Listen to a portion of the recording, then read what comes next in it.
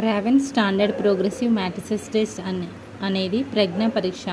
ప్రతిభావంతుల యొక్క ప్రజ్ఞాలబ్ధి ఎంత? 140 పైన. గతంలో అభ్యసించిన విషయ పరిజ్ఞానం ప్రస్తుతం నేర్చుకునే దానిని ఆటంకపరచడాన్ని ఏ విధమైన బదలాయింపు అంటారు? ప్రతికూల బదలాయింపు.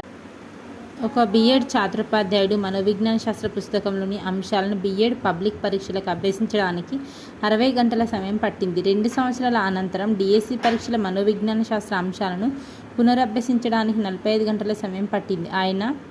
ఆ ఛాత్రోపాధ్యాయుని యొక్క పొదుపు గణన ఎంత? 25%. అవసరాల అనుక్రమణిక సిద్ధాంతాన్ని ప్రతిపాదించింది అబ్రహం హెరాల్డ్ మాస్లో. ఎరిక్సన్ ప్రకారం కౌమారం ఈ సంక్షోభంతో కూడుకున్నది. తాదాత్మ్యం వాస్ పాత్ర సందిగ్ధం.